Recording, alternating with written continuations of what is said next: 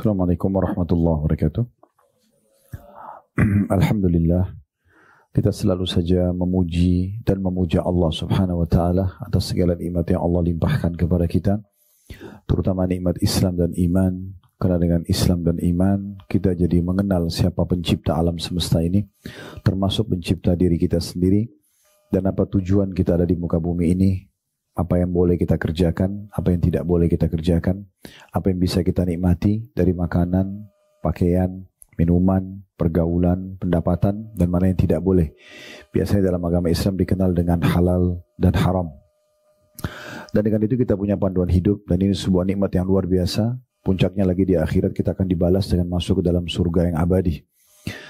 Selanjutnya kita panjatkan salam hormat kita kepada utusan Allah Nabi besar Muhammad sallallahu alaihi wa alihi wasallam, sebagaimana Allah telah perintahkan kita untuk mengucapkan salam hormat tersebut. Baik, tentunya ini program yang sangat bagus bila ada keluarga muslim meluangkan waktu, suami istri dengan anak-anak, dengan mantu, dengan cucu, mungkin dengan teman-teman juga yang membantu di rumah, siapa saja yang terlibat.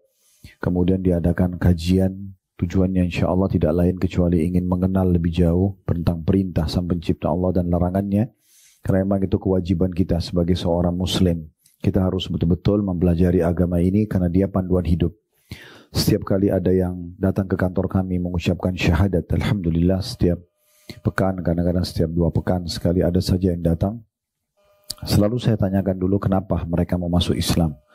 Kalau ada yang karena hanya masalah pernikahan, hanya karena masalah ekonomi, hanya karena masalah politik, maka semua itu saya luruskan. Jadi saya tanya awalnya gitu. Karena ada juga yang datang karena membawa pasangannya, ada yang datang karena memang faktor ekonomi, ada yang mungkin merasa karena Indonesia mayoritas muslim, supaya dia merasa lebih aman gitu. Nah semua itu kita luruskan niatnya. Saya katakan bahwasanya Islam adalah panduan hidup, sehingga ini tidak ada hubungannya sama indikasi dunia. Jadi tidak ada hubungannya. Jangan sampai nanti tidak jadi nikah, atau tidak mendapatkan pekerjaan, atau merasa tidak aman, kemudian dia meninggalkan agama ini. Jadi kalau mau masuk Islam yang benar. Kalau enggak berarti tidak usah menganut agama Islam. Karena ini bukan main-main, ini sebuah panduan hidup. Karena setelah syahadat, semua akan diatur oleh agama Islam. Ya makanannya, ya minumannya, ya pakaian, ya pergaulan, apa saja. Semuanya akan ditata dalam syariat Allah Subhanahu wa ta'ala. Karena setiap muslim akan berkisar di halalan thayyibah. Halal yang Allah bolehkan dan thayyibah berkualitas yang memang Allah Subhanahu wa taala bolehkan kita menikmatinya. Jadi berkisar di situ kurang lebih gambarannya. Jadi poin seperti ini Masya Allah mudah-mudahan jadi tambahan amal buat Bapak Ibu sekalian. Insya Allah karena ini niatnya baik, ya tidak perlu melihat jumlahnya, tetapi bagaimana niat baik kita. Kita ingin supaya keluarga kita jauh lebih dekat kepada agama Islam. Karena sangat sayang sekali banyak orang yang namanya nama Islam, baik suami istri misalnya, atau orang tua sama anak, tapi mereka masih jauh dari agama Islam. Itu disayangkan sekali. Bahkan kadang-kadang kita sulit sekali membedakan mana muslim dan mana non muslim gitu ya. Padahal sebenarnya kita harus menonjol. Kurang lebih di terakhir itu di tahun 1930, 1940-an. Itu di negara-negara Eropa, mereka masih menjadikan negeri-negeri Islam sebagai contoh bagi mereka. Ya, baik dari pakaian, baik dari ekonomi, baik dari politik. Karena masa itu memang Islam masih berjaya. Kita kan kurang lebih 100 tahun lebih saja. Islam itu baru terpecah-pecah. Dulunya masih ada kerajaan-kerajaan Islam yang memang menjadi contoh dan simbol bagi negara-negara barat tentunya. Seperti adanya Umayyah setelah meninggalnya Khulafaur Rasyidin di tahun 40 sampai 132 Hijriah, ada dinasti Abbasiyah tahun 132 sampai 656 Hijriah, dan kemudian ada Utsmaniyah di Turki, itu kurang lebih 100 atau 110 tahun yang lalu saja, 100 tahun tepatnya sebenarnya. Mereka berubah menjadi republika dan akhirnya tidak lagi menerapkan syariat Allah Subhanahu wa taala. Nah, semenjak itu mungkin umat Islam mulai lebih jauh dari agama mereka. Padahal sebenarnya sebelumnya kita perlu sadari bahwasanya banyak sekali ilmu pengetahuan berkembang dari kaum muslimin. Seperti matematika itu dari Al-Jabbar. Ya, itu sebenarnya Al-Jabbar itu dari Abdul Jabbar namanya.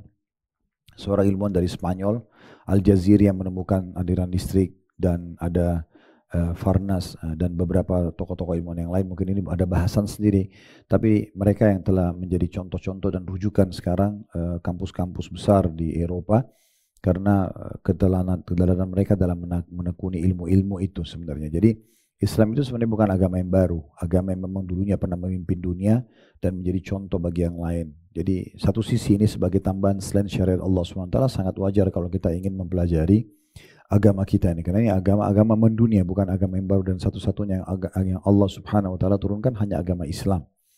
Allah sebutkan dalam surah Al-Imran, "Inna dina indallahil Islam." Agama di sisi Allah hanyalah Islam itu sendiri.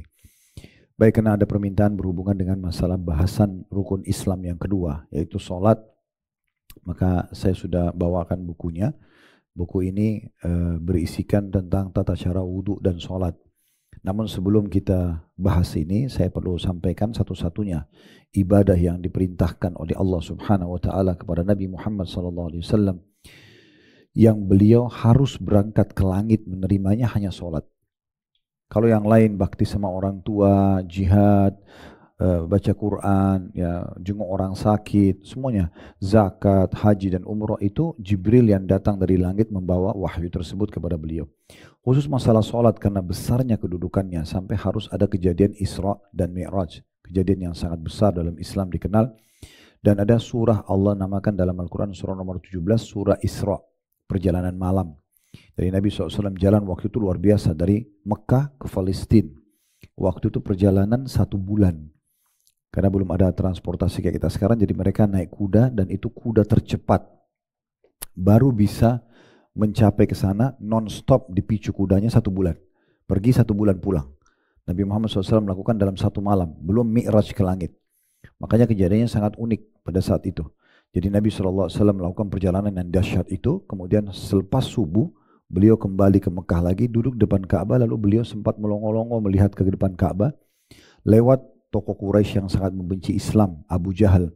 Lalu dia mengatakan, "Hai Muhammad, apa yang membuatmu seperti ini?" Maka kata Nabi SAW, "Semalam datang sosok malaikat bernama Jibril yang membawa dengannya kuda bersayap bernama Burak, dan saya menungganginya, kemudian dimanapun matanya memandang maka kakinya sudah di sana, lalu saya menempuh ke Masjid Aqsa. Kemudian saya mengimami, saya mengikat tali kekangannya di tempat Nabi-Nabi mengikat tali kekangan, lalu saya mengimami ruh-ruh semua Nabi-Nabi untuk sholat. Kemudian saya pun mi'raj ke langit dari sana dan bertemu di langit pertama dengan Nabi ini, langit kedua, kisah yang panjang sampai menerima perintah sholat, dan kemudian kembali lagi ke Masjid Aqsa, kembali lagi ke Mekah." Waktu itu kebetulan Bapak Ibu sekalian, Abu Jahal memang ingin mencari-cari kesalahan kaum muslimin. Maka dia pun akhirnya mengatakan, "Hai Muhammad, apakah kalau saya kumpulkan orang-orang Quraisy, kamu mau menceritakan ini?" Karena bagi dia ini cerita nggak masuk akal. Sebab dia sempat tanya Nabi Muhammad SAW, "Hai Muhammad, kau pergi ke Masjid Aqsa. Perjalanan yang kami tempuh dengan kecepatan kuda terbaik kami dan laki-laki terbaik kami dalam 1 bulan, pulang 1 bulan, dalam 1 malam." Maka kata Nabi Muhammad SAW, "Iya." Lalu dia bilang, "Apa kau ingin menceritakan kepada Quraisy kalau saya kumpulkan mereka ini?" Maka kata Nabi SAW, "Iya, karena memang ini harus diceritakan kepada manusia." Tapi bagi Abu Jahal ini kesempatan menjatuhkan Nabi SAW. Dikumpulkanlah masyarakat Mekah pada saat itu di satu bukit namanya Bukit Abi Kubais. Kalau tahu Safa dan Marwah, nah di sebelah Safa Marwah itu dulu ada bukit, sekarang sudah diratakan dengan tanah. Dulu ada bukit, itu tempat informasi masyarakat Mekah. Jadi kalau orang Mekah mau sampaikan sebuah informasi, naik ke situ, lalu dia kumpulin, teriak-teriak, nanti masyarakat Mekah kumpul, karena mereka belum punya pengeras suara, belum punya media kayak sekarang. Lalu kemudian disampaikanlah apa yang mau disampaikan. Jadi di Bukit Abi Kubais, Bapak Ibu sekalian, tidak boleh sembarangan orang naik. Harus orang yang diutus dan dipilih. Ya, kalau kita mungkin protokolnya ya. Maka Nabi SAW sama Abu Jahal naik ke situ, dan waktu dilihat ada orang di situ, maka masyarakat mereka kumpul, dan mereka kaget karena ini dua-dua tokoh Mekah. Nabi Muhammad SAW tokoh Mekah, Abu Jahal tokoh Mekah, tapi yang satu Muslim, yang satu kafir gitu. Maka mereka semua kumpul, lalu Abu Jahal teriak sambil mengatakan, "Hai Quraisy, dengarkanlah apa yang akan diceritakan oleh Muhammad." Maka Nabi Muhammad SAW ceritakan panjang lebar cerita-cerita yang unik. Datang Burak, kuda bersayap, terbang ke Masjid Aqsa, dan seterusnya sampai pulang lagi ke Mekah. Waktu itu tujuannya agar masyarakat Mekah ragu dengan dakwah Nabi Muhammad SAW. Nah waktu itu subhanallah yang terjadi adalah betul-betul masyarakat mulai ragu. Termasuk orang-orang beriman sendiri ada yang ragu, ya, ada yang sempat ragu.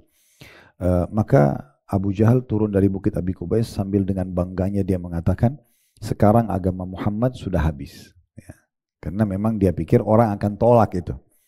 Kejadian yang unik pada saat itu adalah, subhanallah, Abu Jahal mengatakan kepada teman-temannya orang Quraisy, tokoh-tokoh Quraisy di sebuah tempat namanya Darun Nadwa, tempat mereka berkumpul. Ya, Darun Nadwa itu tempat mereka berkumpul.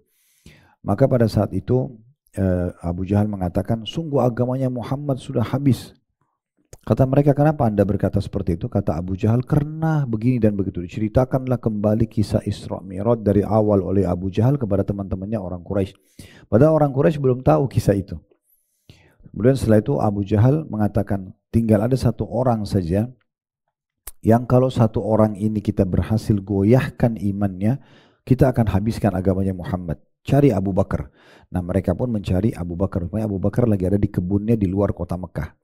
Abu Bakar ini terkenal sekali dengan keyakinannya, ya, dengan akidah. Kalau kita ya, keyakinan itu berarti akidahnya. Maka datanglah mereka ke kebunnya Abu Bakar, lalu kemudian Abu Jahal teriak-teriak sambil mengatakan, wahai Abu Bakar, keluarlah. Abu Bakar keluar. Abu Bakar heran melihat, kok di depan kebunnya ada orang-orang kafir Quraisy dan ada orang-orang Muslim. Ini pertama kali terjadi dalam sejarah Mekah, mereka berkumpul gitu, karena mereka mau dengar jawabannya Abu Bakar. Maka kemudian Abu Jahal mengatakan, hai Abu Bakar, sungguhnya teman Muhammad telah gila. Masa dia mengatakan begini dan begitu. Lalu Abu Jahal ini menceritakan tentang Isra Mi'raj yang terjadi pada Nabi SAW kepada Abu Bakar. Abu Bakar sendiri belum dengar dari Nabi SAW. Maka pada saat itu pun Abu Bakar sudah tahu kalau Abu Jahal ini mau menggoyahkan imannya. Maka dia pun mengucapkan kata-kata yang terukir dalam buku-buku sejarah Islam. Dia bilang, hai Quraisy, ketahuilah kalau seandainya di depan mata saya ada tembok berwarna putih, terang, kemudian Muhammad mengatakan, tidak hai Abu Bakar, tembok itu hitam, maka saya akan katakan tembok itu hitam dan saya akan dustakan mata saya. Maksudnya saya sangat yakin dengan penyampainya, apapun kalian sampaikan tidak akan menggoyahkan iman saya. Maka dengan itu Abu Jahal terdiam, tidak bisa ngomong karena artinya dia mau goyahkan imannya Abu Bakar. Lalu kemudian Abu Bakar pun segera datangi Nabi SAW yang masih di Bukit Abi Qubais. Kemudian Abu Bakar dari jauh sambil teriak-teriak mengatakan begini, wahai Rasulullah, supaya orang lain dengar. Lalu kemudian orang semua pada balik ke arah Abu Bakar. Lalu Abu Bakar mengatakan sambil jalan, ya Rasulullah, telah datang kepadaku Abu Jahal. Dan dia berkata bahwasanya telah datang kepada anda semalam malaikat Jibril membawa kuda bersayap namanya Burak. Anda terbang menuju ke Masjid Aqsa, anda imami ini, diceritakan panjang lebar sampai pulang lagi sampai tiba di depan Nabi.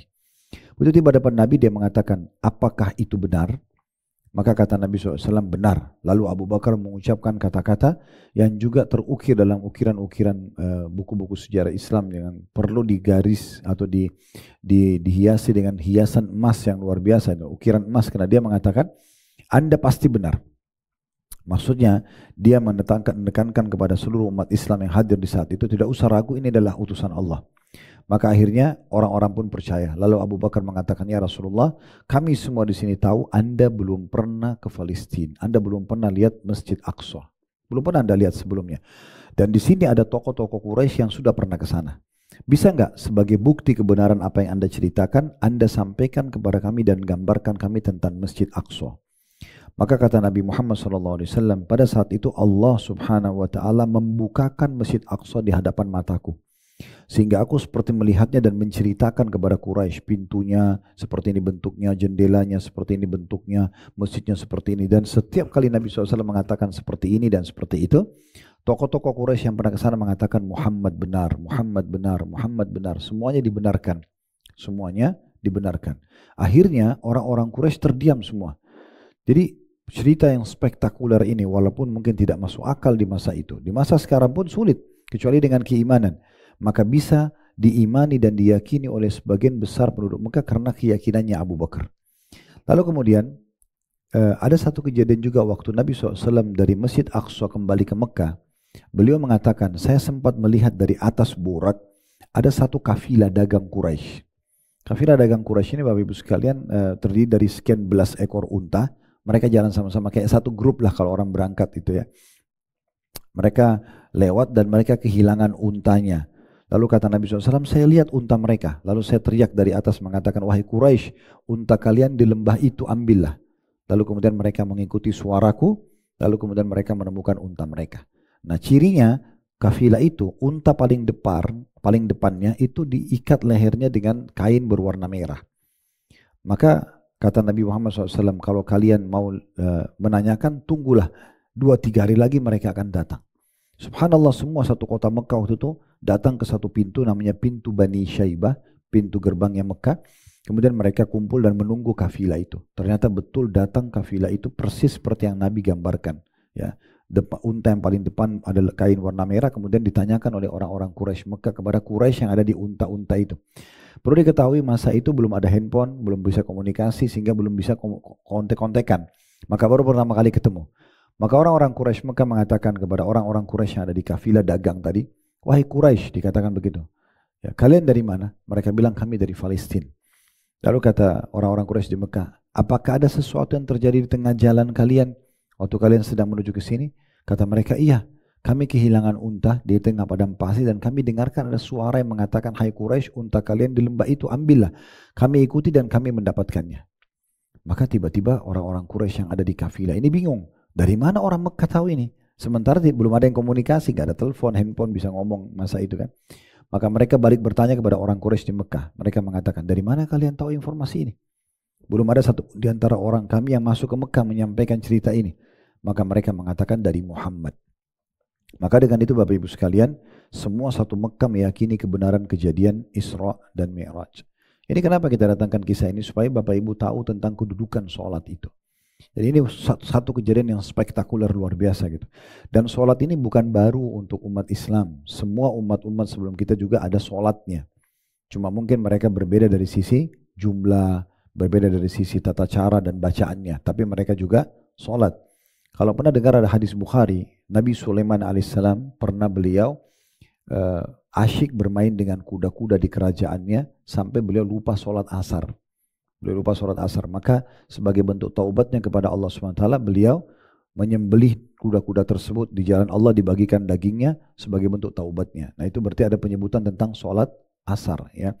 Jadi memang ada sholat-sholat yang dikerjakan oleh orang-orang sebelum kita. Cuma memang perbedaan mungkin di jumlah dan tata caranya. Ya. Karena pertama kali sholat diperintahkan Bapak Ibu sekalian itu 50 rakaat. 50 waktu malah. Ya.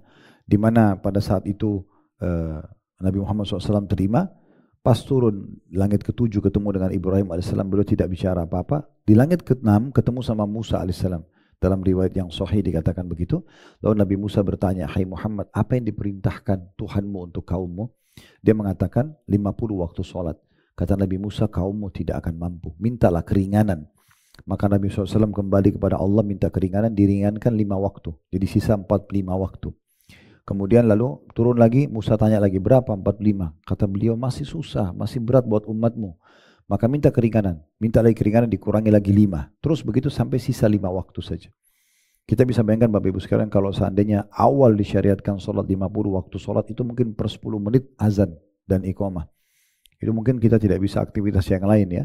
Ini termasuk jasa Nabi Musa alaihissalam, akhirnya cuma 5 waktu. Dan itu pun ada jaraknya, subuh ke duhur, duhur ke asar, asar ke maghrib, maghrib ke isya. Dan kita tahu sholat ini sangat ringan. 5-10 menit maksimal. Kita sudah bisa menyelesaikan sholat tersebut. Dan dijadikan dia adalah tolok ukur dari semua jenis ibadah manusia.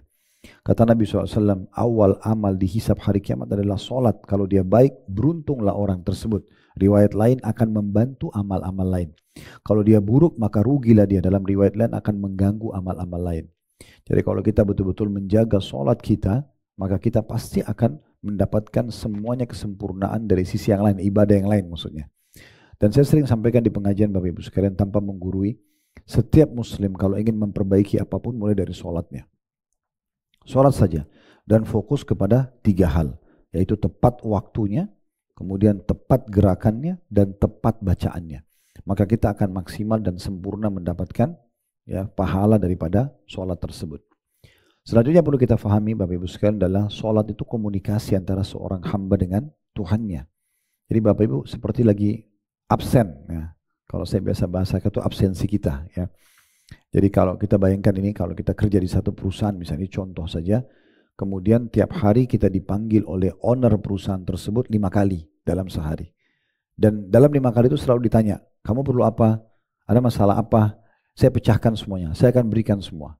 Kira-kira seperti apa keadaan staf itu? Pasti dia akan sangat merasa senang sekali, karena satu hari 5 kali dipanggil, 5 kali itu juga dipenuhi semua kebutuhannya. Ada kesalahannya diputihkan semua.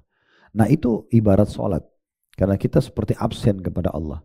Dan Nabi SAW mengatakan dalam hadis Bukhari Muslim, antara sholat dengan sholat setelahnya pembersihan dosa di antara keduanya.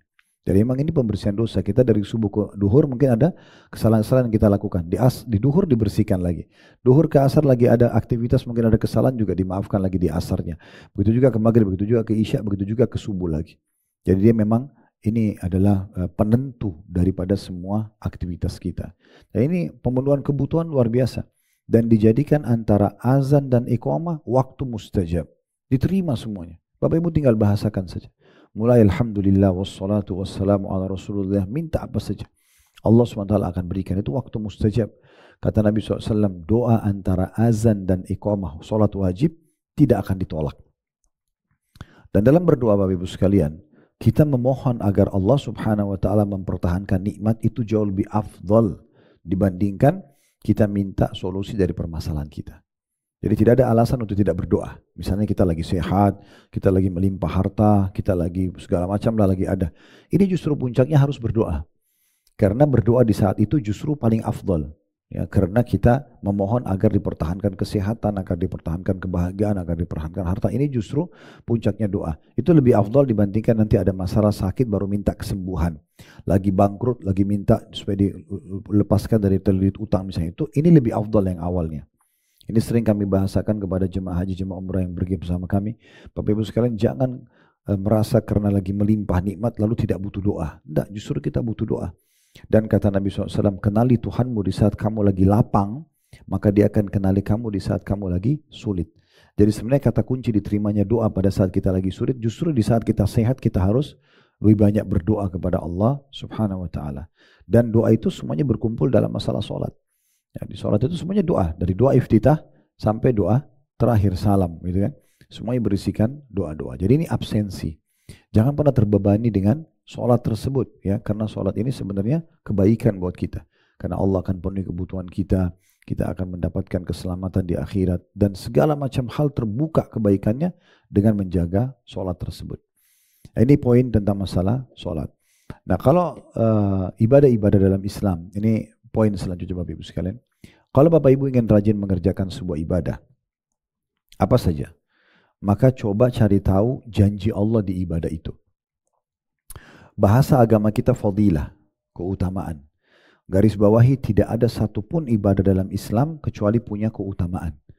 Jadi Bapak Ibu punya hak dalam Islam bertanya begini, saya kalau sholat dapat apa? Saya kalau puasa dapat apa? Saya kalau haji dapat apa?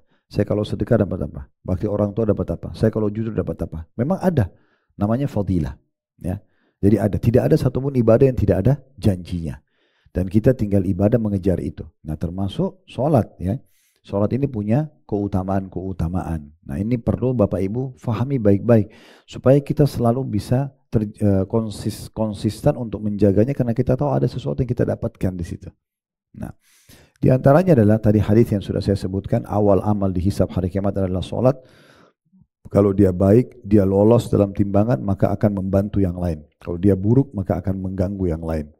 Berarti memang kita harus menjaga dia. Sebab kalau kita jaga dia, amal yang lain bisa terbantukan. Hal yang kedua adalah kita sudah tahu hadis Nabi SAW juga mungkin kalau pernah dengar ya. Al-ahdu alladhi bainu bainu tarkus salah faman taraka faqad kafar. Perbedaan dasar antara kita dengan orang-orang non-muslim adalah sholat. Sampai meninggalkannya dia telah kufur. Jadi memang tidak boleh orang sengaja meninggalkan. Satu sisi kita dapat keutamaan, sisi lain kalau kita tinggalkan malah berdosa. Jadi kita tidak boleh meninggalkannya.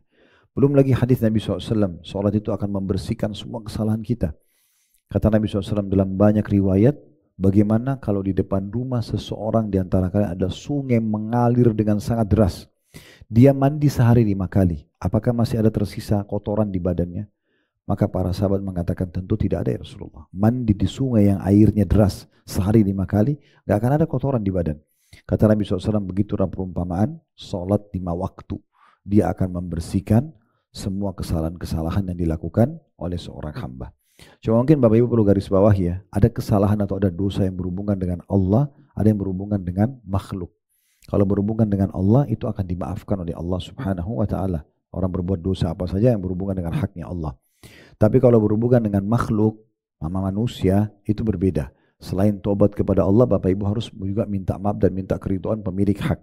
Kayak misalnya kita pernah menggunjing, ya, memfitnah, mencaci maki, kemudian apalagi sampai memukul fisik atau mengambil benda. Ini selain tobat kepada Allah, juga harus meminta keridhaannya. Jadi tidak cukup dengan sholat saja. Kalau hubungannya dengan manusia, harus juga kita kembalikan haknya dia atau kita minta keridhaannya. Nah ini jadi keutamanya cukup banyak ya. Kalau sholat itu banyak sekali keutamanya. Dan Nabi SAW pada saat ditanya, amal apa yang paling Allah cintai, yang paling afdal? Kata Nabi SAW, sholat di awal waktunya. Selalu sholat, tadinya ke sholat. Dan dikatakan juga dalam riwayat sahih, Nabi SAW kalau sedang menghadapi masalah apapun, beliau segera menuju ke sholat. Segera menuju ke sholat. Ya. Sama manusia Bapak Ibu sekalian, kita boleh konsultasi. Tapi kita bukan curhat dengan manusia. Curhat itu hanya kepada Allah. Konsultasi kalau sakit sama dokter. Ada masalah agama sama ustadz atau ustazah. Jadi sama ahlinya. Masalah bangunan sama arsitekturnya misalnya. Atau arsiteknya. Misal contoh ya. Masalah desainnya sama desain interiornya dan seterusnya. Seperti itulah. Jadi kita konsultasi saja. Ini bagaimana, ini seperti apa. Tapi kalau curhat, tuangkan semua. Luapkan semua dan kita berharap solusinya hanya kepada Allah Subhanahu wa taala. Itu yang disebutkan kalau Nabi SAW hadapi masalah apapun, beliau langsung segera mengerjakan sholat. Wudu, sholat 2 rakaat lalu minta jalan keluar dari Allah Subhanahu wa taala. Itu yang benar, ya, itu yang benar. Kalau pernah dengar nama ini alhamdulillah, kalau tidak pernah dengar ada seorang ulama di Mekah namanya Sufyan Ats-Tsauri rahimahullah. Ini ulama besar sekali di Mekah, muridnya Abdullah bin Umar radhiyallahu anhum ajma'in. Ini muridnya seorang sahabat yang mulia. Beliau itu dikatakan kalau sedang ada masalah, beliau sujud depan Ka'bah, tidak angkat kepalanya kecuali sudah tuangkan semua kepada Tuhannya. Karena Bapak Ibu garis bawahi dalam akidah Islam, kalau kita sedang memiliki nikmat, ya maka yang ciptakan kita Allah, yang ciptakan nikmat itu Allah, yang bisa pertahankan hanya Allah. Dan juga bisa menambahnya hanya Allah. Kalau kita sedang ada ujian, yang ciptakan kita Allah, yang ciptakan ujian itu Allah, yang bisa mengangkatnya atau bahkan memberatkannya adalah hanya Allah. Oleh karena itu seorang mukmin harus paham masalah ini. Dan sholat adalah salah satu kendaraan utama untuk itu. Komunikasi dengan Tuhan kita, Allah Subhanahu wa ta'ala. Coba dengarkan hadis ini. Kata Nabi SAW, kalau seorang hamba dalam sholat, dalam hadis sahih, dia membaca Al-Fatihah. Alhamdulillahi Rabbil Alamin. Artinya segala puji dan puja bagi Allah Tuhan alam semesta. Kata Nabi Muhammad SAW di saat itu Allah Azza wa Jalla langsung meresponnya sambil mengatakan hamadani abdi. Hambaku telah memujiku. Jadi ini komunikasinya langsung ya, walaupun kita tidak dengar suara Allah Subhanahu wa taala. Kemudian kalau kita mengatakan Ar-Rahman Ar-Rahim, wahai Zat yang Maha Pengasih dan Maha Penyayang. Kata Nabi SAW, Allah berfirman, Athna alayya abdi, hambaku memuja-mujiku ya. Kemudian kalau kita mengatakan Maliki Yaumiddin, Tuhan atau penguasa hari kiamat nanti, Allah mengatakan Majadani abdi, hambaku telah meletakkan aku atau memposisikan aku pada posisi yang sebenarnya. Iyyaka na'budu wa iyyaka nasta'in. Hanya kepadamu kami minta tolong dan hanya kepadamu kami menyembah, hanya kepadamu kami minta tolong. Kata Nabi SAW, Allah berfirman, hadza li wa li abdi. Ini milikku dan milik hambaku. Jadi kalau Bapak bilang iyyaka na'budu, hanya kepadamu kami menyembah, itu Allah bilang ini untukku. Sembahan hanya untukku, tunduk dan patuh hanya kepada Allah. Wa iyyaka nasta'in, dan hanya kepadamu kami meminta pertolongan. Kata Allah, hadza li abdi. Ini milik hambaku. Boleh dia minta tolong. Ihdinas siratal mustaqim, tunjukkanlah kami jalan yang lurus, siratal ladzina an'amta alaihim, jalan yang telah Engkau berikan nikmat kepada mereka, ghairil maghdubi alaihim, bukan orang yang Engkau murkahi. Kata Ibnu Abbas adalah kaum Yahudi, karena mereka tahu kebenaran tapi mereka tidak mau ikuti. Wal dhalin, dan bukan orang-orang yang sesat. Kata Ibnu Abbas radhiyallahu anhu adalah orang-orang Nasrani, karena mereka mau menyebarkan agama mereka sambil mengatakan Allah punya anak, tapi itu keliru. Lalu kita mengatakan amin, ya Allah kabulkanlah. Nah di sini kalau kita baca doa ini ihdinas siratal mustaqim sampai waladhdallin, maka Allah mengatakan hadza li abdi wa li abdi ma sa'al. Ini milik hambaku dan bagi hambaku apa yang dia minta. Jadi sebenarnya komunikasi yang luar biasa antara kita sama Allah Subhanahu wa taala. Jadi mulai dari takbiratul ihram Allahu akbar, kita mengatakan Allah Maha besar. Baru kita baca iftitah wajjahtu wajhiya lilladzi fataras samawati wal ard. Aku mengarahkan wajahku kepada Tuhan yang telah mengurus dan menciptakan alam semesta ini. Kan gitu. Atau mungkin ada baca yang lain, Allahumma ba'id baini wa baina khatayaya. Ya Allah, jauhkanlah antara aku dengan dosa-dosaku kama ba'adta bainal masyriq wal maghrib, sebagaimana Kau jauhkan timur dan barat. Atau Anda baca doa-doa yang lain, karena doa iftitah itu ada sekitar 6 atau 7 macam. Kita baca Al-Fatihah tadi, kemudian kita baca surah. Habis itu kita ruku, Allahu Akbar, Allah Maha Besar. Yang kita ucapkan, Subhana Rabbiyal Azim, Maha Suci Tuhanku yang Maha Agung. Kita ulangi sampai 3 kali. Subhana Rabbiyal Azim, Subhana Rabbiyal Azim. Dan kalau Bapak Ibu mau lebih sempurna, nanti pelan-pelan kalau sudah sering dibaca ini, bisa divariasikan. Ada 7 macam doa dalam ruku. Ada Subhana Rabbil Azim, Maha Suci Tuhanku yang Maha Agung. Ada Subhanallah, Subhana Rabbil Azim, wa bihamdi. Ada tambah wa bihamdi. Maha Suci Tuhanku yang Maha Agung dan puji-pujian untuknya. Ada Subhanallah Zil Jabarut wal ada Subhana Zil Jabarut wal Malakut wal Kibriyai wal Azamah. Maha Suci Allah yang memiliki kebesaran, kerajaan, ya, dan keagungan. Ada juga Subhanakallahumma bihamdika Allahumma gfirli. Maha suci Engkau ya Allah dan segala puji-pujian bagimu, maka ampunilah aku. Nah, ada yang unik itu, doa selanjutnya, Allahumma laka raka'tu. Ya Allah, kepadamu lah aku ruku. Wa bika amantu, kepadamu aku beriman. Walaka aslamtu, kepadamu aku menyerahkan diri. Raka'a sam'i, telah ruku pendengaranku. Wa basari, penglihatanku. Wa lahmi, dan dagingku. Wa dami, dan darahku. Wa idhami, dan tulang-tulangku. Wa mastaqalla bihi qadami. Dan apapun yang menopang tubuhku ini. Ini komunikasi yang luar biasa. Kalau kita renungi maknanya, itu kita bisa renungi ya, bagaimana luar biasanya. Mudah-mudahan di buku yang Bapak Ibu pegang insya Allah sudah ada beberapa jenis doa-doa itu ya. Sekarang saya masih coba pandukan dulu kebesaran sholat itu seperti apa sih, supaya Bapak Ibu itu bukan cuma gerakan, jadi faham ini apa sebenarnya sholat itu. Kemudian i'tidal, sami Allahu liman hamidah, artinya Allah telah mendengar siapapun yang memujinya. Sami Allah, Allah telah mendengar. Liman, bagi siapa? Hamidah, yang memujinya. Makanya kita bilang, Rabbana walakal ham. Wahai Tuhan kami, segala puji bagimu. Kan gitu. Kemudian juga kita sujud lagi. Kita baca Subhana Rabbiyal A'la, Maha Suci Engkau, Maha Suci Allah yang Maha Tinggi. Ya. Kemudian ada juga yang lain, Subhana Rabbiyal A'la wa bihamdi, Maha Suci Allah yang Maha Tinggi dan puji-pujian untuknya. Ada sama tadi dengan doa ruku, Subhana Zil Jabarut wal Malakut wal Kibriyai wal Azamah.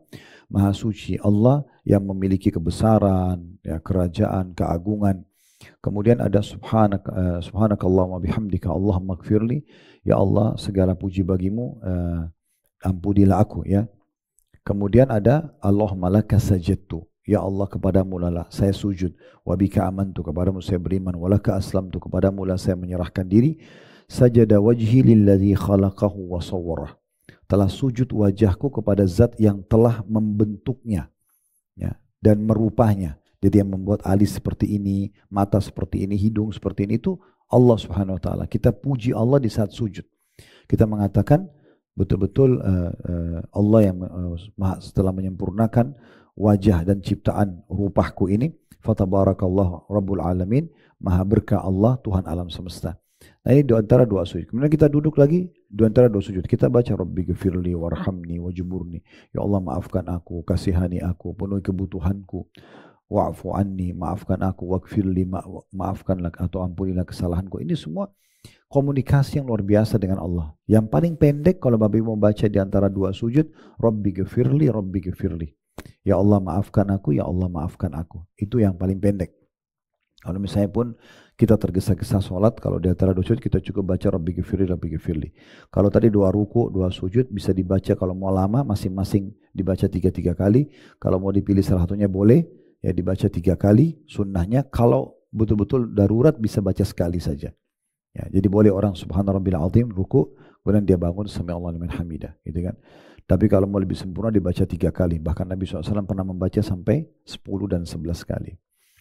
Kemudian selanjutnya kita sujud lagi yang kedua, lalu kita bangun, lalu kita ulangi sama semuanya. Setelah itu kita tahiyat. Itu juga sama. Mengangkat jari menunjuk sambil mengatakan at-tahiyatu lillah wassalawatu wattayyibat. Ya, kata sambutan yang terbaik, ya, yang mulia, yang sempurna untuk Allah Tuhan alam semesta. At-tahiyatu wassalawatu wattayyibat. Assalamu alayka ayuhan nabi wa rahmatullahi wa barakatuh. Semoga keselamatan tercurahkan untuk wahai nabi dan semoga rahmat Allah, sampai akhirnya terakhir innaka hamidum majid. Lalu ada sekitar 23 macam doa. Setelah itu boleh dipilih. Di antaranya Allahumma inni a'udzubika min azabi jahannam, ya Allah selamatkanku dari siksa api neraka, wa min adzabil kubur, dan siksa kubur, wa min fitnatil mahya wal mamat, dan selamatkanku dari fitnah kehidupan dan fitnah kematian, maksudnya pelanggaran-pelanggaran agama, wa min fitnatil masih dajjal, dan juga keburukan dajjal atau kejahatan masih dajjal. Lalu kita salam, assalamualaikum warahmatullahi, kanan dan kiri. Ini memang kita salam kepada malaikat di kiri kanan kita. Nah, inilah sholat Bapak Ibu sekalian. Jadi rangkaiannya sangat agung. Sayang sekali kalau hanya dilakukan gerakan saja tanpa memahami tentang makna-makna dan kandungannya. Nah, dalam buku kita ini Bapak Ibu sekalian ada dua hal yang difokus. Karena dua hal ini satu rangkaian dalam sholat, yaitu masalah wudhu dan masalah sholatnya. Ya. Cuma kelebihannya kalau buku ini memang disebutkan selain panduannya juga gambar, ada gambarnya. Jadi untuk menyempurnakan menyempurnakan tata cara, ya.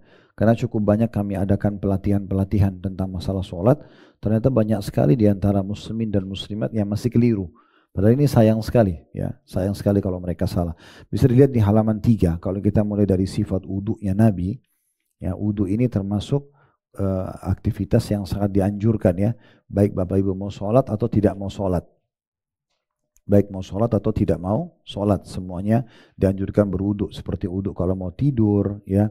Kemudian wudu juga pada saat setiap batal, ya. Wudu dalam kondisi kita emosi, semua itu ada anjurannya, ya. Tapi kalau wudu itu sunnahnya intinya kita niat dalam hati karena Allah dan baca basmalah. Selalu mulai dengan bismillah. Dan disebutkan dalam hadis la wudu'a liman lam yadhkur ismallahi alaih. Tidak sempurna wudhu seseorang kalau dia tidak menyebutkan bismillah. Dan usahakan Bapak Ibu bersuara. Mirip kalau kita mau makan, ya. Kan sunnah Nabi baca bismillah. Seringkali syaitan buat kita lupa. Karena kalau Bapak Ibu tidak baca bismillah, makanannya diambil sama syaitan. Ya. Makanya Nabi SAW mengatakan dalam sebuah hadis yang sahih, kalau siapa yang lupa baca bismillah kemudian dia bilang bismillahi awwalahu wa akhirah, dengan nama Allah awal dan akhirnya, maka syaitan akan memuntahkan makanan yang sudah dicurinya. Jadi memang kita kalau lupa itu dari syaitan. Caranya saya biasa ajarkan, maaf, kepada istri dan anak-anak juga saya bilang, keluarkan suara walaupun kecil, bismillah, supaya kita pasti kita sudah baca gitu. Kadang-kadang lupa.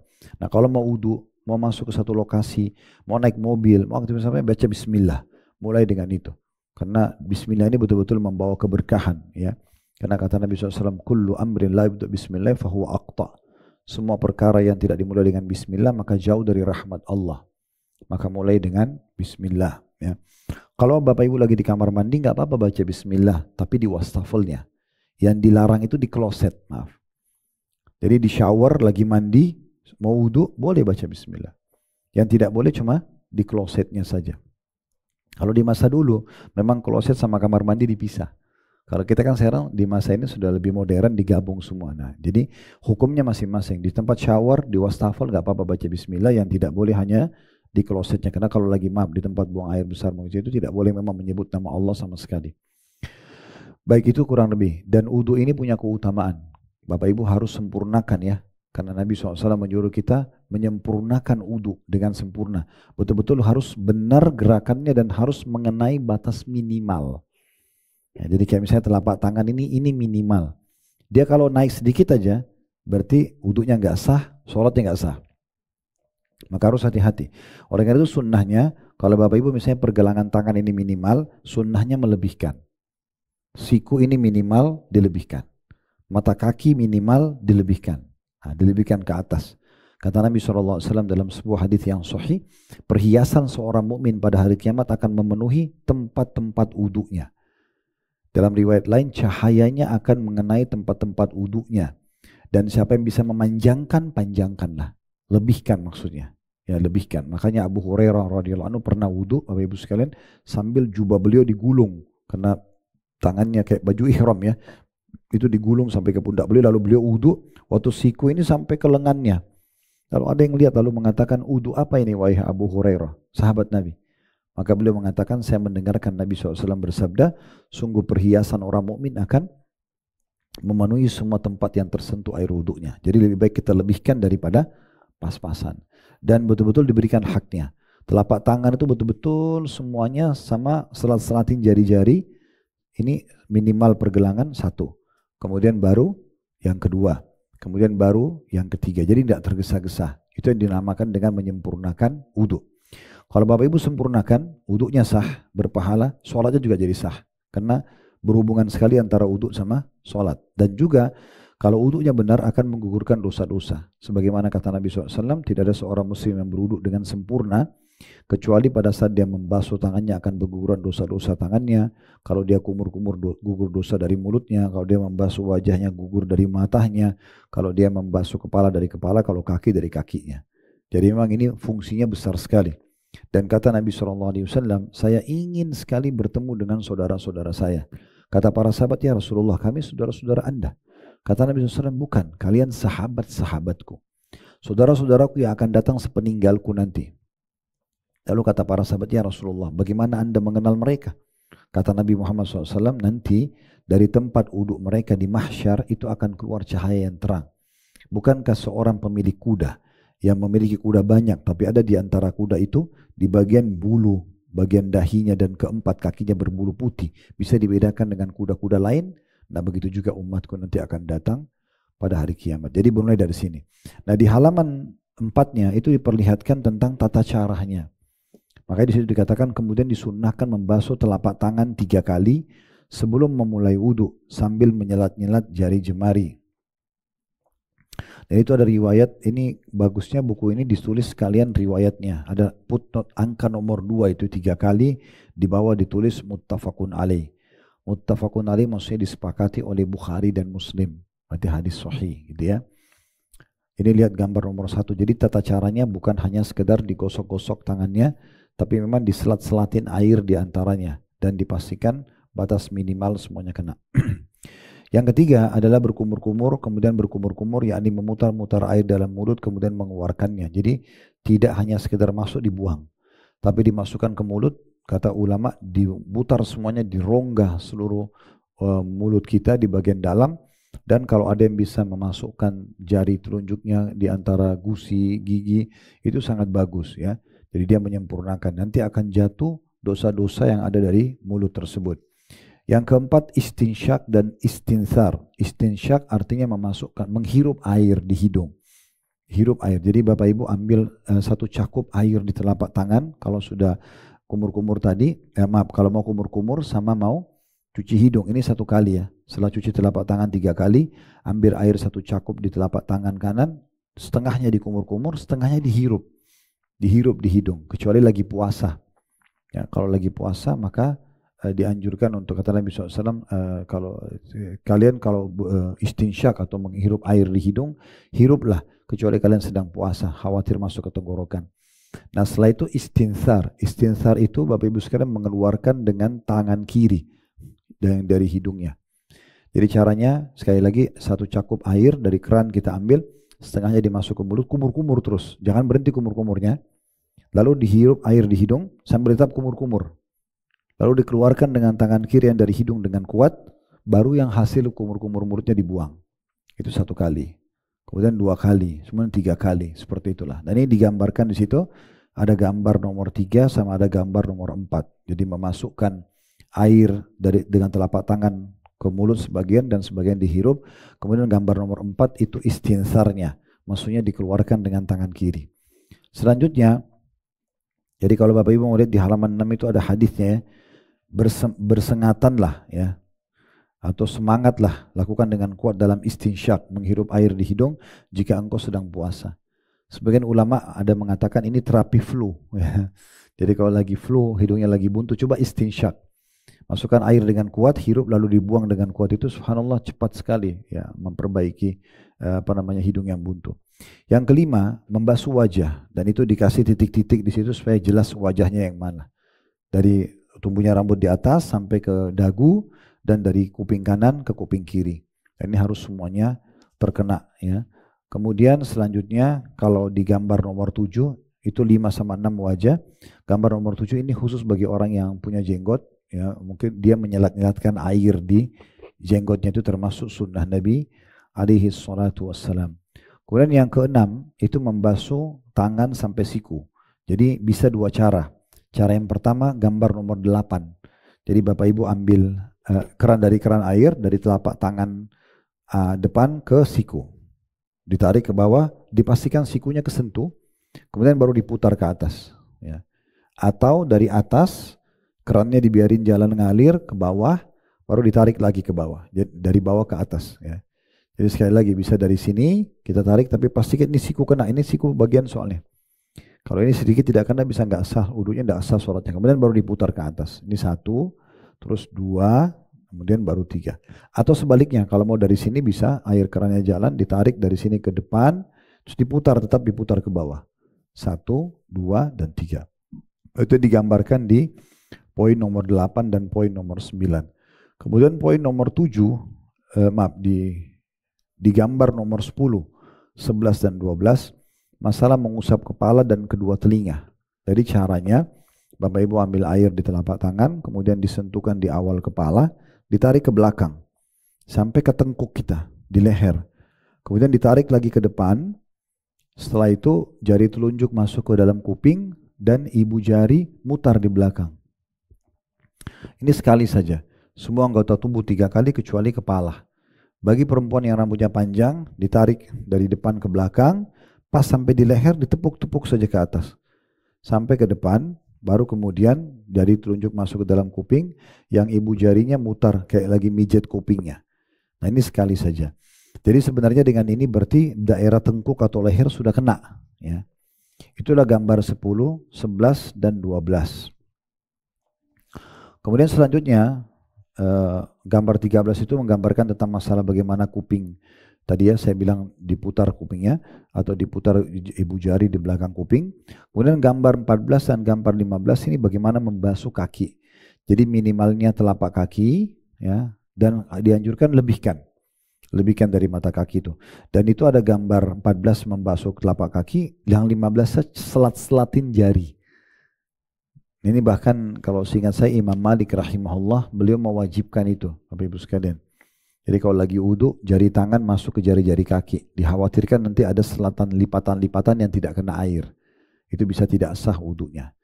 Nah ini gambaran tentang masalah tata caranya.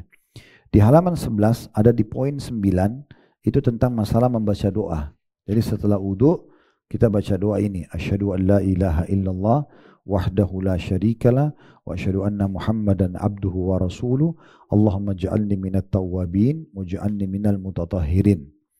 Artinya aku bersaksi bahwa saya tidak Tuhan yang berhak disembah kecuali Allah, dan tidak ada sekutu baginya, dan aku bersaksi bahwa saya Muhammad adalah hamba juga utusannya. Lalu ya Allah, jadikanlah aku termasuk orang-orang yang taubat, dan jadikan pula aku termasuk orang-orang yang membersihkan diri atau bersuci. Jadi Bapak Ibu baca 2 kalimat syahadat, asyhadu an la ilaha illallah wahdahu la syarikalah, asyhadu anna Muhammadan abduhu wa rasuluh, lalu tambah Allahumma ja'alni minat tawwabin, ya Allah jadikanlah aku orang yang selalu bertaubat, wa ja'alni minal mutatahhirin, jadikan aku orang yang selalu bersuci gitu. Kemudian poin nomor 10-nya, wudu dikerjakan secara tertib dari mulai telapak tangan tadi, kumur-kumur, hidung, wajah, tangan sampai siku, kepala, baru kaki. Kemudian ada sunnah-sunnah wudu. Yang pertama bersiwak atau sikat gigi. Ya ini unik ya dalam Islam. Mungkin kalau Bapak Ibu saya tanya berapa kali sikat gigi sehari, mungkin yang paling bersih mungkin 3-4 kali sehari ya. Dalam Islam itu berulang-ulang kita disuruh sikat gigi, bisa belasan bahkan puluhan kali. Karena Nabi SAW mengatakan dalam hadis ada di halaman 13 itu ya, seandainya aku tidak khawatir memberatkan umatku, niscaya aku perintahkan mereka bersiwak atau menyikat gigi setiap kali mau wudu. Jadi kalau sholat 5 waktu saja, kita mau wudhu 5 kali bersiwak. Ya. Belum sholat sunnah, gitu kan. Belum sholat malam, belum sholat duha, belum sholat wudhu, dan seterusnya. Maka memang ini anjuran untuk membersihkan gigi bagian daripada syariat Allah subhanahu wa ta'ala. Bahkan akhir yang Nabi SAW lakukan sebagai sunnah beliau sebelum wafat adalah menggunakan siwak. Menggunakan siwak. Dan setiap kali beliau masuk ketemu keluarganya, pasti beliau menggunakan siwak terlebih dahulu. Dan beliau juga mengatakan dalam hadis yang lain, aku diperintahkan untuk bersiwak atau gosok gigi sampai aku mengira gigiku akan ompong. Ya karena seringnya disuruh bersihkan itu. Kemudian juga sunnah adalah disunnahkan kepada muslim untuk membasuh kedua telapak tangan 3 kali, ya. Kemudian juga itu diantaranya kalau bangun tidur, ya, kalau bangun tidur Bapak Ibu sebelum pegang apa-apa cuci tangan dulu 3 kali. Itu ada hadisnya di halaman 14. Apabila salah seorang dari kalian bangun dari tidur, maka jangan ia mencelupkan tangannya ke bejana hingga ia terlebih dahulu mencuci keduanya 3 kali, karena ia tidak tahu di mana tangannya menginap tadi malam atau habis pegang apa semalaman, gitu ya. Kemudian sisanya ini adalah poin nomor 3, istinsyak, tadi menguatkan hirup air, kemudian membasuh wajah, menyelat-nyelati rambut, ya, supaya dipastikan semua kena. Kemudian juga membasuh tangan dan kaki, disunahkan memasukkan jari-jari tangan ke jari-jari kaki. Disunahkan itu di poin kelima. Poin keenam, disunahkan untuk membasuh anggota wudhu yang kanan terlebih dahulu, yakni tangan dan kaki kanan dulu sebelum tangan dan kaki kiri. Yang ketujuh, disunahkan untuk membasuh anggota wudhu 2 kali atau 3 kali, dan tidak boleh lebih dari 3 kali. Tidak boleh was-was karena maksimal 3 kali Nabi ajarkan. Adapun kepala tidak boleh diusap kecuali 1 kali saja. Jadi yang biasa orang sampai 3 kali itu tidak ada sunnah, yang sunnahnya itu misalnya 1 kali saja, gitu ya. Disunahkan juga untuk tidak berlebihan atau tidak boros dalam menggunakan air wudhu. Ini juga penting. Jadi kalau Bapak Ibu lagi wudhu, kerannya dipakai misalnya basuh telapak tangan. Transisi dari itu mau ambil air kumur-kumur, bisa ditutup dulu kerannya misalnya. Atau dari muka setelah kita usap basuh 3 kali, kita mau cuci telapak tangan, biasanya ada transisi supaya airnya nggak terbuang kosong. Itu termasuk sunnah Nabi untuk tidak mubazir. Atau transisi dari membasuh kepala, ya, ke kaki, itu biasanya ada transisi. Biasanya kerannya jalan terus, apalagi orang kalau sampai ngobrol dulu, itu kan mubazir, itu akan ditanya oleh Allah Subhanahu wa taala. Jadi tidak boleh kita membuat hal tersebut. Kemudian selanjutnya ada hal-hal yang membatalkan wudhu, sebagai informasi di halaman 16, ya. Wudhu seorang muslim batal dengan sebab beberapa perkara berikut ini. Yang pertama, ada yang keluar dari 2 jalan, kubul atau dubur. Kubul dan dubur. Kubul dari kemaluan, maaf, dan dubur dari belakang, berupa buang air besar atau buang air kecil. Yang kedua, mengeluarkan angin atau kentut. Yang ketiga, hilang sadar, baik disebabkan gila, pingsan, mabuk, atau tidur nyenyak, di mana seseorang tidak akan sadar apabila ada sesuatu yang keluar dari kedua kemaluannya. Adapun tidur yang ringan yang tidak menghilangkan seluruh kesadaran manusia, maka itu tidak membatalkan wudhu. Nah, ini biasanya ulama bedakan, bandingkan orang tidur duduk sama tidur baring. Kalau tidur baring pasti batal wudhu, karena dia pasti lelap. Tapi kalau dia duduk di kursi, di mobil, itu biasanya masih setengah sadar, ya. Orang seperti ini tidak dianggap batal wudhu, kecuali orang di sebelahnya mengatakan, oh tadi kamu keluarin angin atau apa, baru dia batalkan wudhunya. Yang keempat, meraba kemaluan yang dengan tangan disertai syahwat, baik kemaluan dirinya atau orang lain, misalnya pasangan suami istri, maaf. Ini batal semua berdasarkan hadis Nabi SAW, man massa farja falyatawadda. Siapa yang menyentuh kemaluannya maka hendaklah dia berwudu, dalam hadis Ibnu Majah. Jadi tersentuh, kecuali ada kain, ya. Ada kain, di atas celana handuk, maka tidak batal. Tapi tersentuh kulit tangan dengan kemaluan langsung batal. Yang kelima, ini khusus makan daging ini saja, daging hewan unta. Ya, kalau makan unta, maka Nabi SAW memerintahkan untuk berwudu. Kalau makan daging yang lain tidak ada perintah. Tapi kalau wudu memang seperti itu. Maaf, makan daging unta seperti itu. Selanjutnya hal-hal yang diharamkan. Ya, ini di halaman 18. Di situ ada, apabila seorang muslim berhadas, yakni tidak dalam keadaan mempunyai wudu, maka diharamkan kepadanya beberapa hal. Yang pertama, memegang mushaf. Ini pendapat jumhur ulama. Jadi kalau Bapak Ibu mau ngaji, kalau mushaf itu maksudnya fisik Quran, Bapak Ibu sekalian, fisik. Ini semua utuh Al-Quran, 30 juz misalnya. Kalau aplikasi di handphone tidak dianggap mushaf, karena itu handphone, ya. Jadi Al-Quran itu tidak boleh disentuh secara fisik, yang kertasnya itu kalau dia, ya, tidak dalam keadaan wudhu. Tapi kalau di handphone tidak masalah. Kemudian yang kedua, sholat. Tidak boleh sholat dalam kondisi tidak wudhu, ya.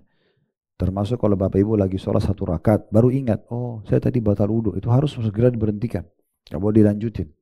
Keluar wudhu, kemudian kembali mengerjakan sholat. Karena kata Nabi SAW, Allah tidak menerima sholat seseorang yang tanpa bersuci. Itu ada footnote nomor 24 di bawah, di halaman 19, HR atau hadis riwayat Muslim. Yang ketiga, seseorang yang berhadas dibolehkan sujud tilawah, ya, dan sujud syukur, karena keduanya bukan sholat, namun yang lebih utama adalah berwudu terlebih dahulu sebelum melakukan keduanya. Sujud tilawah itu Bapak Ibu sekalian, sujud kalau baca ayat ada kata-kata sujudnya, ya, seperti misalnya wasjud waqtarib, ya, itu disebutkan. dalam Al-Quran misalnya. Pokoknya biasanya kalau Quran kita sekarang sudah ada di garis bawahi atau ada kayak gambar kubah kecil biasanya gitu ya. Itu ada kata-kata sujud, kita sunnahnya sujud, namanya sujud tilawah. Kata Nabi SAW, kalau seorang anak Adam sujud kepada Allah pada saat sedang membaca ayat seperti ini, maka syaitan di sebelahnya sambil menangis berkata, dia telah diperintahkan sujud, maka dia sujud. Aku diperintahkan baginya surga dan aku diperintahkan sujud, aku tidak mau sujud, maka bagiku neraka. Maka kita di sini berbeda sama syaitan, kita sunnahnya sujud. Kalau sujud tapi sujud tilawah tidak harus dalam kondisi wudu. Misalnya Bapak Ibu lagi putar tilawah di TV di rumah, lewatlah ayat tentang sujud, kita mau sunnahnya sujud, kita sujud. Yang penting tertutup aurat biar tidak wudu boleh. Sama sujud syukur. Setiap terima berita baik, kita boleh sunnahnya sujud syukur. Nabi Muhammad SAW itu kalau disampaikan berita baik apapun, beliau langsung hadap kiblat, langsung sujud saja. Ya, tanpa ada takbir, tanpa apa, tinggal sujud saja sebagai niat syukur kepada Allah. Dalam sujud kita bilang Alhamdulillah, bersyukur kepada Allah.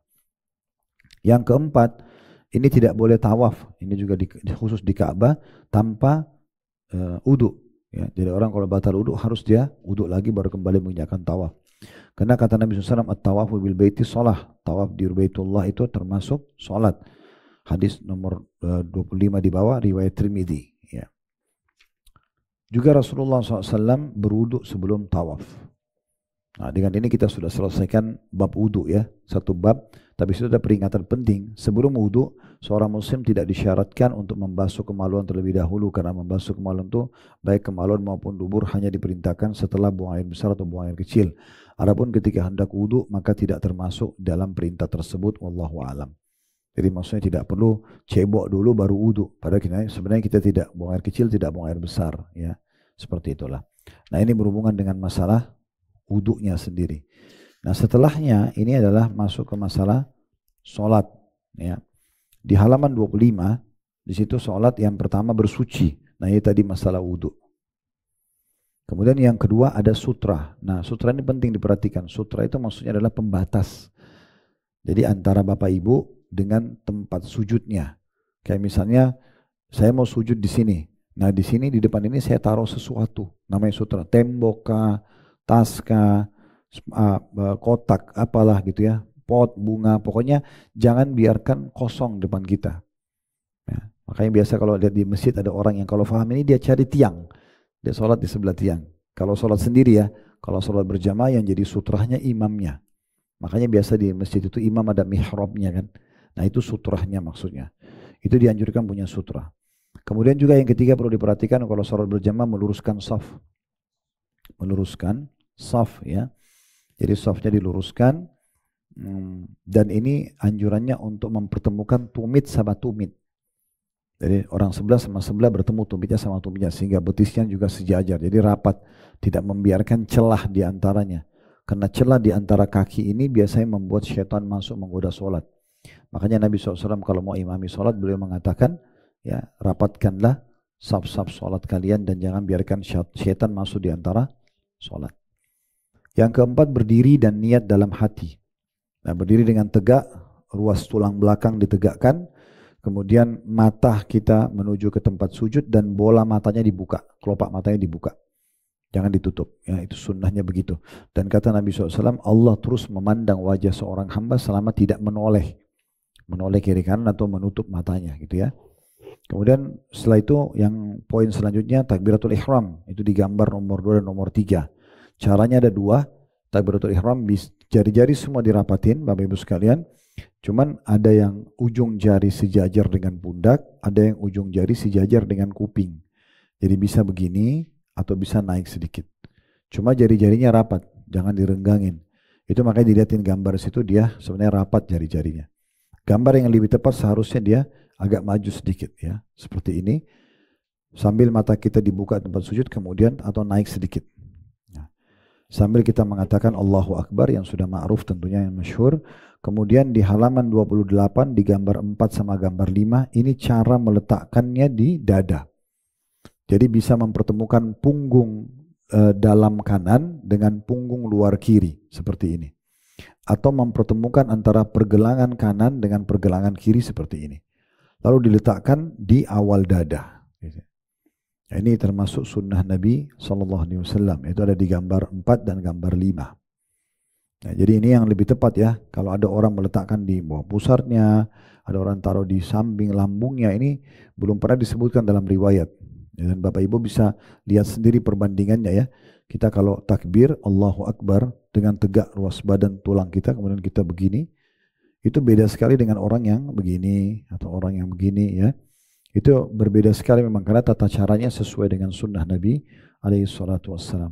Setelahnya ada poin doa iftitah, ini mungkin nanti dengan beragam macamnya ya. Nanti ini bisa dipelajari pelan-pelan ya. Kalau mau ditambah bacaan-bacaan iftitahnya itu dari halaman 29 sampai halaman 32. Setelah itu yang selanjutnya baca isti'adzah. A'udzubillahi minasyaitonirrajim. Ini kalau Bapak Ibu ya pas mau baca Al-Fatihah. Jadi setelah baca iftitah, kita baca a'udzubillahi minasyaitonirrajim, baru bismillahirrahmanirrahim, baru baca Al-Fatihah. Tapi a'udzubillahi minasyaitonirrajim cuma di rakaat pertama ya. Rakaat kedua, rakaat ketiga, rakaat keempat kalau duhur atau asar tidak perlu baca a'udzubillahi minasyaitonirrajim, langsung baca bismillah saja Al-Fatihah. Tapi a'udzubillahi ini di rakaat pertama saja. Kemudian baca basmalah, setelahnya baca Al-Fatihah, gitu kan. Ini di halaman 33, 34, ini mungkin sudah kita tahu semua tentang baca Al-Fatihah. Kemudian di halaman 35, jangan lupa mengucapkan amin. Kalau imam mengatakan waladhdallin. Nah, kalau kita sholat sir, sholat kecilin suara, duhur, asar, ya, itu kan sholat sir namanya, sholat kecilin suara. Ini bukan sholat hilangkan suara ya. Jadi jangan baca dalam hati. Tapi tetap kita kecilin suara, baca. Kita sendiri yang dengar. Bismillahirrahmanirrahim, alhamdulillahirrahmanirrahim. Kita yang baca. Jangan dihilangkan. Dihilangkan ini kita bisa menghayal kemana-mana nanti. Maka kita malah ditunggangi oleh syaitan untuk tidak khusyuk. Jadi tetap kita baca, namanya sholat sir, kecilin suara. Kalau sholat subuh, maghrib, isya, sholat jahar, kerasin suara. Nah ini perbedaannya keras dan pelannya gitu ya. Maka kalau imamnya baca sholat jahar kerasin suara, kita juga bilang aminnya kerasin suara. Kalau imamnya kecilin suara, kita membaca sesuai dengan bacaan kita. Berarti kita juga kecilin suara. Kemudian selanjutnya setelah amin membaca surah tentunya yang kita pilih masing-masing, sudah kita tahu setelah Al-Fatihah. Lalu ruku. Nah yang perlu diperhatikan di halaman 37. Ada gambar 7 dan gambar 8. Nah punggungnya Bapak Ibu lihat ya, di gambar nomor 7. Punggungnya rata sekali itu. Karena memang dikatakan dalam riwayat Nabi SAW kalau ruku dan diletakkan bejana air di punggungnya itu tidak tumpah. Nanti insya Allah sebelum kita sholat asar sebentar lagi nanti saya akan coba praktikin ya. Supaya bisa lebih jelas gitu. Nanti insya Allah kalau ada yang mau coba praktikin, saya coba luruskan dari bapak-bapak. Kalau ada yang keliru, ini saya bilang contohnya seperti ini. Biasanya kalau di kelas-kelas praktek sholat, saya fotoin malah. Ini sebelumnya, ini sesudahnya. Nah ini kadang-kadang kita agak turun, kadang-kadang kita naik sekali gitu kan. Nah sebenarnya caranya seperti ini. Dan ini kalau kita lakukan ini mirip dengan stretching kalau di olahraga ya. Jadi enak sekali otot-otot itu dengan tata cara sholat yang benar. Karena ketarik betul. Itu gambar nomor 7 rukuknya. I'tidalnya gambar nomor 8. Nah ini tadi standarisasi Bapak Ibu sekalian. Jadi waktu takbiratul ihram tadi begini atau begini, itu sama nanti kalau kita juga sami Allahu liman hamidah, kembali standar lagi nih gerakannya. Kita juga sujud Allahu Akbar, sujud di lantai, ini juga sama standar. Ujungnya sama dengan pundak atau ujungnya sama dengan kuping. Jari-jarinya rata. Jadi sama ini standarnya ini ya. Takbiratul ihram, kemudian mau ruku, sami Allahu liman hamidah, sujud juga sama. Semuanya sama bentuk tangannya. Selanjutnya Bapak Ibu sekalian ada di gambar nomor 8 dan gambar nomor 9 itu tata cara memegang lutut ya. Sebenarnya di gambar ini kalau menurut saya masih perlu diluruskan karena memang ada buku yang insya Allah kami terbitkan, dia sebenarnya lebih tepatnya digenggam. Bapak Ibu genggam lututnya. Jadi punggungnya rata, lututnya digenggam. Ya itu lebih tepat ya. Kemudian selanjutnya ada di halaman 40 itu bangun dari ruku, i'tidal. Sami Allahu liman hamidah. Nah ini tadi saya bilang kembali ke gerakan standar takbiratul ihram tadi kan. Sami Allahu liman hamidah sejajar dengan pundak atau sami Allahu hamidah sejajar dengan kuping. Lalu ada bacaan-bacanya di sini, bacaan-bacanya tidak kita bacakan dulu sekarang karena ini Bapak Ibu sudah pegang bukunya, tinggal dilihat kira-kira mana yang belum dihafal bisa dihafal nanti ya. Kita lebih fokus ke tata caranya sekarang. Selanjutnya ada di halaman 44, di gambar 12 dan gambar 13. Itu cara orang kalau i'tidal. Sami Allahu liman hamidah, ada dua cara. Bapak Ibu bisa turunkan tangan ke samping, seperti biasa orang buat Sami Allahu liman hamidah, tangannya ke samping. Bisa juga Sami Allahu liman hamidah kembali ke dada. Dua-duanya benar. Makanya di gambar 12 itu, dia Sami Allahu liman hamidah, tangannya kembali ke dada. Kalau yang gambar 13-nya Sami Allahu liman hamidah, tangannya ke samping. Ini kenapa Bapak Ibu sekalian ada dua cara begini? Karena disebutkan dalam riwayat Nabi SAW itu kalau bangun dari sujudnya, ya, maka tubuh beliau atau anggota tubuh beliau kembali seperti semula. Nah, seperti semula ini apakah sebelum takbiratul ihram atau sudah takbiratul ihram? Kalau sudah sebelum takbiratul ihram tangannya ke samping. Setelah takbiratul ihram tangannya ke dada. Makanya dua-duanya dibenarkan. Selanjutnya di halaman 45 gambar 15 dan gambar 14 dan 15 itu tata cara sujud, turun sujud. Bisa dua cara. Bisa di gambar 14 itu kalau lutut dulu baru tangan. Kalau gambar 15 tangan dulu baru lutut. Dua-duanya dibolehkan kalau kita mau turun sujud. Gambar 16 dan gambar 17 tata cara sujud ini tolong diperhatikan baik-baik. Nabi SAW mengatakan aku diperintahkan sujud dengan 7 anggota badan. Dahi dan hidung 1, 2 telapak tangan, 2 lutut dan 2 kaki. Nah, dan caranya bisa diperhatikan secara detail ya. Di gambar 16 perhatikan di situ ada dahi dan hidungnya nempel di tanah. Kemudian telapak tangannya rapat. Ya kan? Rapat dan sama tadi dia sejajar sama kuping atau sejajar dengan pundak. Kemudian perhatikan siku sama tulang rusuk jarak, tidak rapat, ya, dikasih renggang, jadi ini nanti ada sirkulasi udara. Kemudian diperhatikan juga siku sama lutut jauh, jadi tidak didempet karena Nabi SAW larang orang sujud seperti anjing duduk, jadi sikunya ke tanah atau sikunya kesentuh ke pahanya gitu ya. Makanya di gambar 16 itu jauh semua jaraknya. Kemudian yang gambar 17-nya perlu diperhatikan, lihat telapak kakinya. Dua-dua telapak kaki dipertemukan dan diusahakan ditekuk jari-jarinya. Jadi jarinya juga ikut sujud. Ya, itu di gambar 17. Perhatikan dikasih tanda panah di situ. Karena memang perlu diperhatikan caranya jari-jarinya ditekuk semua dan dipertemukan sekali lagi telapak kaki itu. Nah, di gambar di halaman 48 ada gambar 18, ini cara sujud yang salah. Ya, bisa dilihat di situ ya. Jadi sikunya kesentuh tanah, sikunya kesentuh paha gitu kan. Terlalu dekat antara lambung sama pahanya. Ini semua membuat orang tidak betah kalau sujud. Karena tidak sesuai dengan sunnah Nabi SAW. Baik, kita tutup dengan ini Bapak Ibu sekalian. Selain insya Allah kita sholat dulu. Itu duduk di antara dua sujud. Ya. Ini bisa diperhatikan namanya duduk iftirash. Jadi antara sujud satu sama sujud kedua ada gambar 19 ya. Di situ kita lihat telapak kaki kiri didudukin, telapak kaki kanan berdiri. Ya, itu namanya duduk iftirash. Ini dilakukan di antara dua sujud dan juga di tahiyat pertama ya. Kalau gambar 20 ini gambar tampak dari depan. Ya, tampak dari depan. Di gambar 21 ini salah satu cara duduk yang dibolehkan, namanya duduk ik'a. Jadi dua telapak kaki berdiri kita duduk di atasnya. Ini juga dibolehkan, tetapi yang lebih sesuai dengan sunnah yang gambar nomor 19 tadi. Telapak kaki kiri kita dudukin. Tentu di antaranya itu semua ada doa-doa yang dianjurkan baca ya. Ini tidak kita bacakan sekarang. Kemudian ada gambar 23 dan gambar 24 itu di halaman 53 cara Bapak Ibu berdiri dari rakaat 1 ke rakaat 2. Caranya adalah bisa kita menopang di gambar 22 kita menopang telapak tangan kita ke paha lalu didorong ke atas.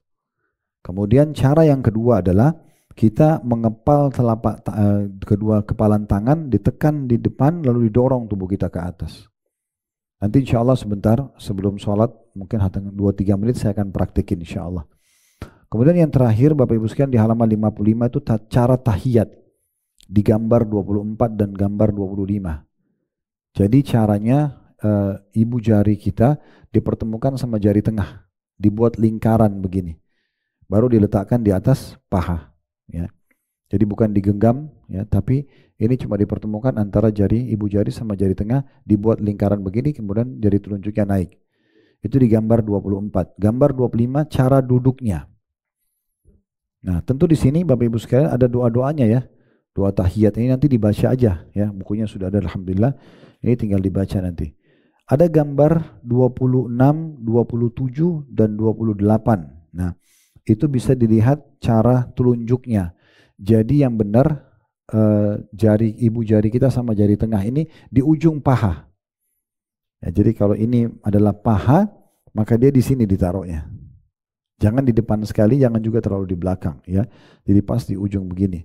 Kemudian itu ada gambar 28, mata kita kalau tahiyat ke telunjuk kita.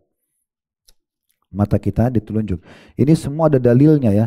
Semua ini ada, setiap poin itu ada disebutkan footnote-nya dan dalil-dalil semuanya. Gitu ya. Dalil-dalil semuanya. Nah kemudian ada, kita pindah ke gambar ke 29 dan gambar 30, itu di halaman 60 Bapak Ibu sekalian. Di halaman 60 itu tata cara duduk yang kedua, namanya tawarruk. Ya, tawarruk itu berarti bokong kita yang duduk di tanah. Nah, itu biasa kita pakai di tahiyat terakhir ya. Jadi ini tata cara duduknya tawarruk, dan ini saya yakin tidak asing lagi buat kita ya. Kemudian di situ ada doa-doa yang kita dianjurkan baca sebelum salam. Kemudian terakhir di gambar 31 dan 32 itu di halaman 64. Itu ya tata cara salam. Jadi caranya salamnya itu Bapak Ibu duduk setelah selesai baca semua doa tahiyat, kemudian jari telunjuknya ditutup, lalu balik ke sebelah kanan dulu sampai terasa urat leher kita sebelah kiri ketarik. Jadi seakan-akan kita memperlihatkan pipi kita ke makmum di belakang. Assalamualaikum warahmatullah, kita tarik, jadi bukan cuma noleh. Jadi Nabi SAW itu dikatakan kalau salam itu sampai putih pipi beliau terlihat oleh makmum di belakang. Jadi beliau balik ke kanan sampai terasa, ditahan sebentar ini, dan setelah itu baru balik lagi ke sebelah kiri, Assalamualaikum warahmatullah, baru kita selesai. Ya, jadi tidak usah mengusap wajah, karena memang sunnah Nabi SAW sampai situ selesai. Nah terakhir saya juga tambahkan Bapak Ibu sekalian tentang masalah sholat ini. Habis ini kalau bisa kita break sholat, pertanyaan kalau ada mungkin selepas sholat mungkin ya, karena sudah masuk waktu asar. Jadi Bapak Ibu punya juga opsi, kalau mau melakukan sholat, bisa bacaan dulu baru gerakan, atau bisa gerakan dulu baru bacaan. Contoh, misalnya kalau gerakan dulu baru bacaan ya, Allahu Akbar. Atau kita bacaan dulu, Allahu Akbar baru tangannya. Kalau yang saya sarankan gerakan dulu baru bacaan. Jadi taruh dulu tangannya di dada, Allahu Akbar. Mau ruku juga sama. Ruku dulu, baru Allahu Akbar. Bangun, Sami Allahu liman hamidah. Nah gitu. Terutama kalau jadi imam. Kalau jadi imam itu penting sekali supaya makmumnya tidak mendahului dia. Ya, karena ada larangan makmum mendahului imam. Nah itu penting untuk digarisbawahi. Allahu a'lam.